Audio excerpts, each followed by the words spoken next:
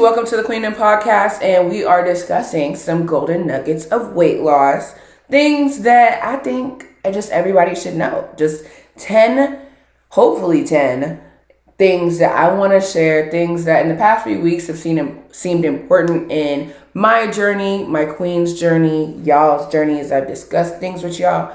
And yeah, just things I think are going to be super helpful. So if you want to be, this is something I want to do like more often, where I just share random tips, not necessarily topical to time management, mental health, weight loss, nutrition. It's just all of it all together, right? So if there's any kind of topics or things like that that you want me to discuss, be sure to hop on my Instagram and DM me at Armor Fitness Co. to make sure I get that, okay? Or if you're on YouTube, be sure to comment below, okay?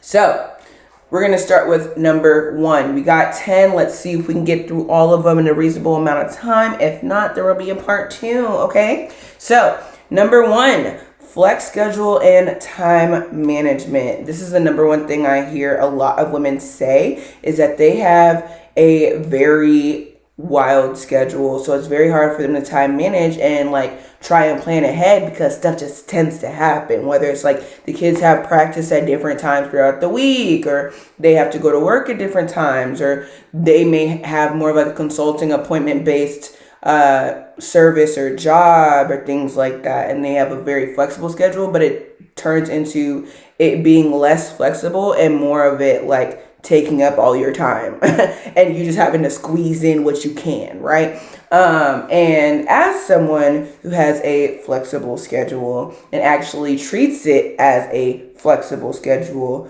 I'm here to tell you it is possible to do all that you need to do all that you are called to do, and do what you already do for the most part, right? Yesterday at Women's Bible Study, one thing that was said that really like resonated with me, and I think like really it's gonna hit here, is that as women, a lot of the times we take on things that are not actually meant for us to do. Like, we're not actually supposed to be doing that stuff.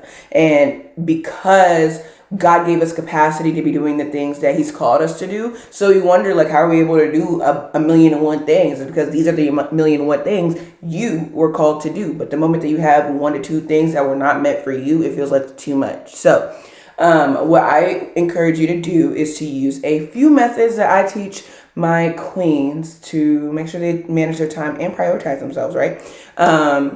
Block scheduling, right? Use the prioritization method to where you come first. It should be it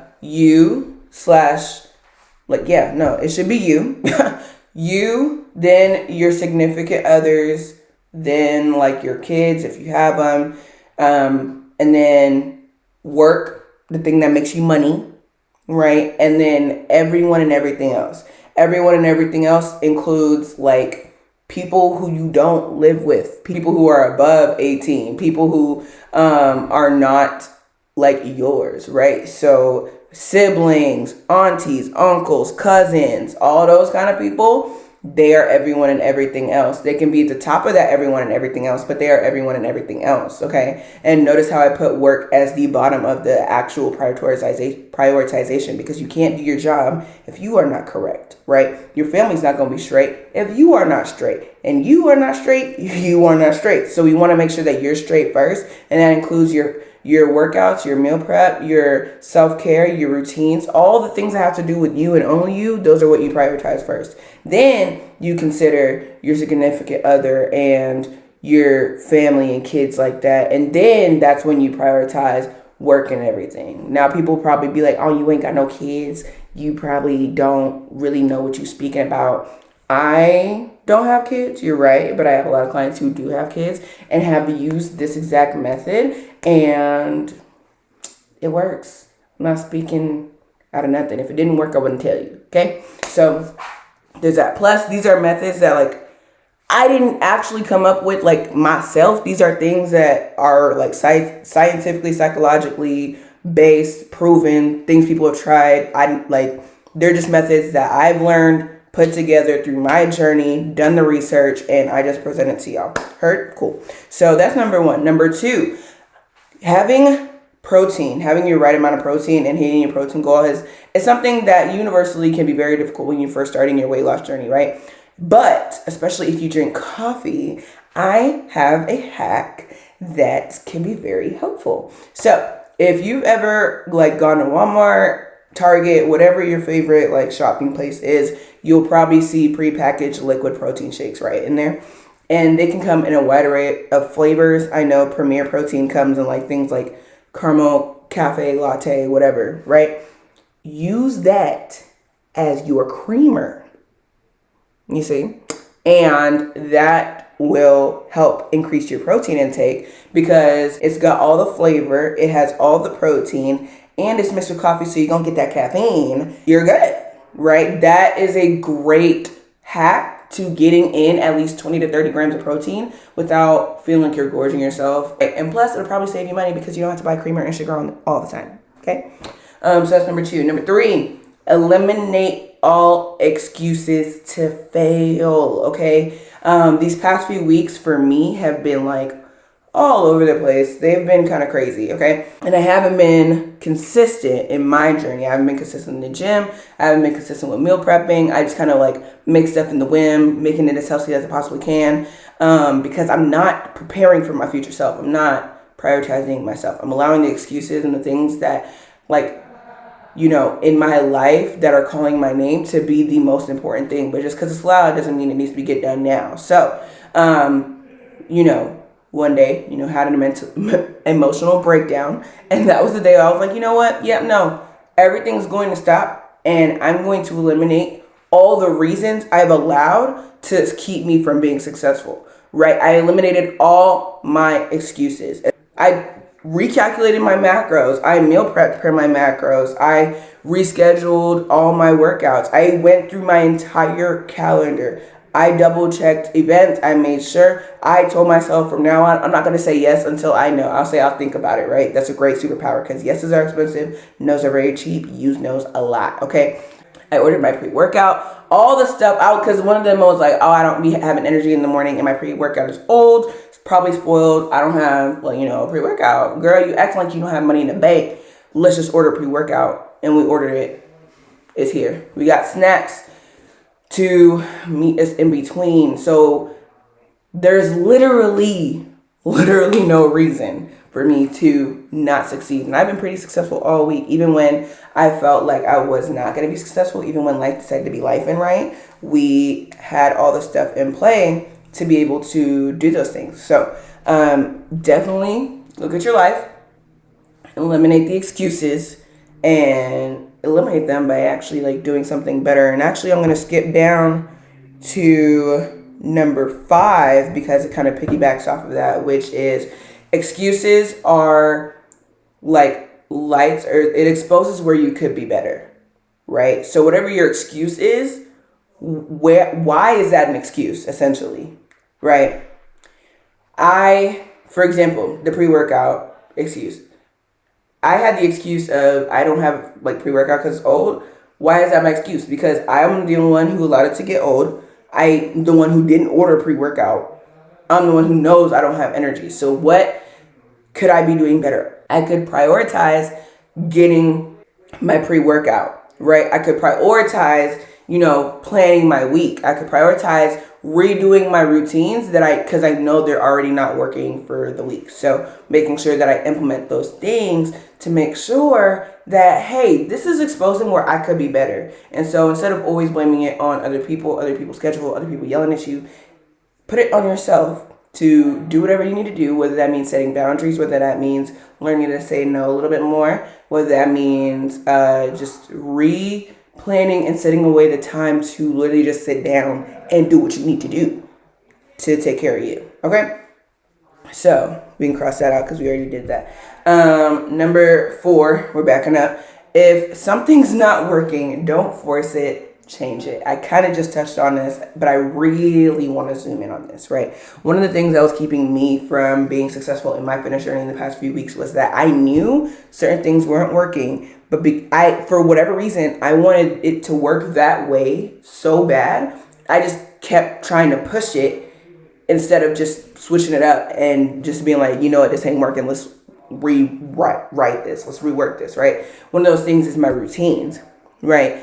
I had routines that fit my schedule and a certain lifestyle that I had like a few months ago, right? It fit things at a time that I was able to wake up a little later, at a time that I had more time on my hands and things like that. And I was trying to still be able to push that, right? I gotta wake up way earlier now. I have a lot more things on my plate. I need to switch it up. And so one of the main things I did was I sat down and I looked at what needs to get done, what needs to change. That's not working anymore. I haven't been doing that. So let's switch it up, right? What's actually going to work? What's actually going to help me achieve what I need to achieve, right? So, and if that means changing up the way you meal prep, changing up your routines, changing up your schedule, changing who you have around you, whatever that is, switch it up. Don't force it. Number 6, stop giving yourself choices. Make a decision and stick to it. Okay. A lot of the time, one of the main questions that I've always gotten from people is like, how do you stay consistent in going to the gym? How do you stay consistent in eating right? You know, especially when you don't want to, right? When you don't feel like it. My answer, nothing, beautiful, nothing zesty. It literally is not to give myself a choice. I made the choice to be successful. I made the choice. I'm going to lose weight. I made the choice. I'm going to achieve whatever goal it is I'm going to achieve. So that also means I've made the choice to do everything I need to do to succeed. If that means getting up at 5:30 in the morning to go straight to the gym and make sure that gets done first, so that way it doesn't get overlooked throughout the day, that's what that means. It means I don't give myself a choice. It means I have to do this because I chose to succeed. When I wake up in the morning just because I'm tired, it's not like, hey, like, am I going to be doing it today? I don't know. I don't feel like it. Nah, bruh. We said we were going to go to the gym. We're going to go to the gym. Get up, get dressed, and go to the gym. Period. Okay?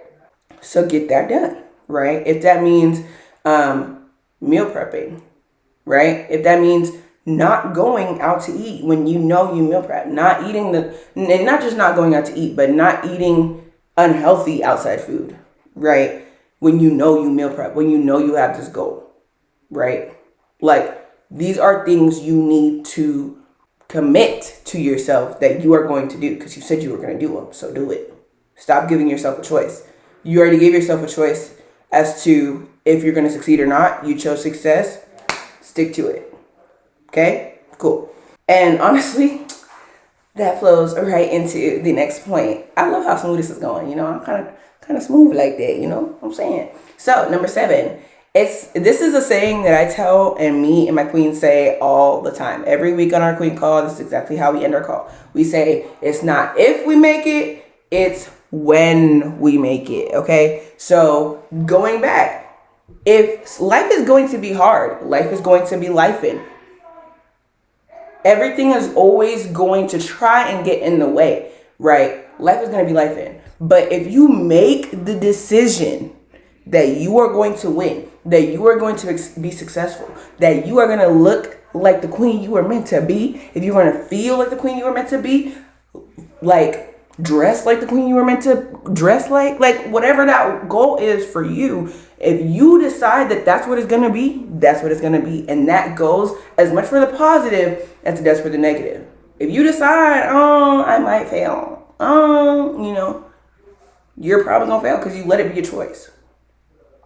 If you say, if I go to the gym, if I lose weight, you give there an opportunity for you to not succeed. But ma'am, there's no such thing, okay? There's such things as giving yourself grace. There's such things as some setbacks. There's some things as like hurdles we have to come over. But failure? We don't do that around here. Nope. We don't do that. Okay, failure means you quit. Not if you make it, it's when you make it. If you say if, it gives you an opportunity for failure and we don't fail, period. Okay, so make the decision to win and do everything you gotta do to do it. And also, when you make the decision to win and you know it's just going to happen regardless, it makes a lot of the obstacles you go through a lot less overwhelming, because you're like, hey, this is something I got to go through. It doesn't mean anything. It doesn't mean I'm not going to reach my goal. It just means maybe it may take a little longer. Maybe I just got to take a different route. It just means maybe I just got to tackle this thing first and then continue, right? Number 8, what you pay attention to becomes your reality. Okay, so let's hope I say this correctly. Okay, because this was a little like nerd moment I had when I learned this. So I love it so much, and I'm gonna try my best to explain it to you to show you how important this is. Scientifically, we have something in our brain called the reticular activator system, right? I hope I said that right. Pretty much all that it is your brain's way of protecting itself. It highlights what it feels needs to be highlighted to help you achieve whatever you want to achieve. Here's a good example of it. Have you ever wanted to buy a car and thought, there's not many blue Nissan Versas around here. I want a blue Nissan Versa. I want to be unique, one of a kind. And then all of a sudden, as soon as you start thinking like that, you see a blue Nissan Versa left and right. Where'd all these cars come from? I thought I had never seen these before. You know what? They were always there. They were always there. You just didn't see them because they weren't what you were paying attention to. A lot of women, whenever they start exercising, they're like, whoa, I didn't realize my legs were this strong. Whoa, I didn't know I could do this. Whoa, I didn't know I could do that. Yeah, girl, you could. I knew you could. I'm just glad you finally figured out you could, because it's something that you weren't paying attention to, right? You weren't paying attention to your potential. You weren't paying attention to all that you're capable of. You're paying attention to your problems. You're paying attention to all that's coming at you. You're paying attention to all the things going wrong. Which, yes, we need to acknowledge those things, but that's not what we necessarily need to focus on, right? What we need to focus on is how great we are. It's how capable we are. It's how much we can grow, right? What more can I do to be the better version of me, to be the best version of me? What does the best version of me see in me now? How can I get closer to being her? Doing things like that, thinking like that, asking questions like that, help you see those things in yourself and see those opportunities to become a better version of yourself, right? Opportunities like, you know what? I actually don't think that this friendship is actually as beneficial as I thought. These donuts ain't hitting like I thought they would. The stuff that you used to enjoy, the things that, used to have you down, don't have you down no more. You know why? Because we pay attention to what's important. We pay attention to our royalty. We pay attention to whose we are, who we are, and why we do what we do, okay?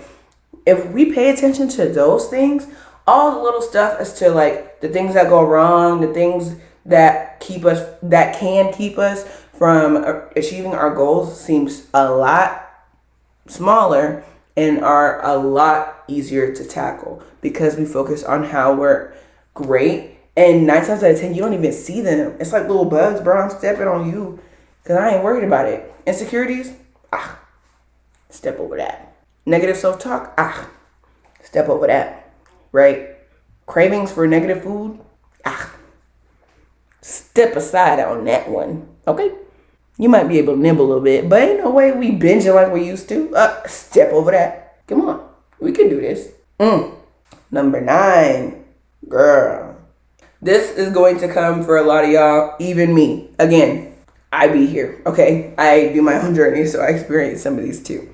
What you need to be successful, you have the resources to get it, be a part of it, get the help you need for it. You have all that you need. 9 times out of 10, especially when it comes to money, you have what you need. You just need to actually budget for it. I'll be real. Sometimes when I'm talking to women who are interested in my coaching, one-on-one, they're like, I don't know. And based on what you told me, sis, you can. I'm not trying to put you out. I'm not trying to ask for anything more than what you already have. You just need to reallocate it from the unhealthy purchases, right? The things that aren't actually helping you. All those Mickey D's, all those Wendy's, all the fast food and quick lunches that you be having. I can tell you right now, if you have those, because they're around nowadays, they're like around like, let's say average $18. I'm gonna say 20 because I suck at math, right? So let's round it to about $20. Let's assume you do that on average about twice a week. Man, that's $160 a month on average that you spend on unhealthy outside food. Allocate that to stuff that is helping you. Whether that's me, whether that's just an app, whether that's some clothes, whether that's some better nutrition, whatever that resource is, you got it. You just need to reallocate it, right? You just need to budget for it. And what are you getting for groceries? Do you actually need all of that? Because I don't know about you, but personally, my groceries have decreased since I meal prep and stuff like that. Because we get the same thing. Most of the time, it's just a refill. Okay. We don't need all the extra sodas. We don't need all the extra drinks and juices. Nah, bruh. As much as I love Smoothie King, don't go out for that as much anymore. You know why? Because exactly what I go to Smoothie King for is usually what I get if I make a smoothie at home. Will I still go to Smoothie King? Probably. Just a lot less. Right? So let's reallocate our money from spending on clothes to make us look the way we want to look and spend our money more on things that actually help us look the way we want to look and actually be healthy and not just look that way, right? Okay. Number 10 is really talking to me. But for anybody else out there who feels like they are the superhero, these are words that were told to me yesterday. Made me cry. So I hope it wakes you up too. Right? You are not the answer. Whatever you feel you have to do, you don't. 9 times out of 10, someone else could do that. All you're called to do is to do your best. If you did your best and it didn't turn out the way you wanted to, that's the way it was supposed to be. That's it. Well, that was a nice, quick and easy episode for y'all. Let me know what touched you, what was important to you. If there's anything specifically that you want me to talk on, like for a whole episode and things like that. And I will see y'all next week.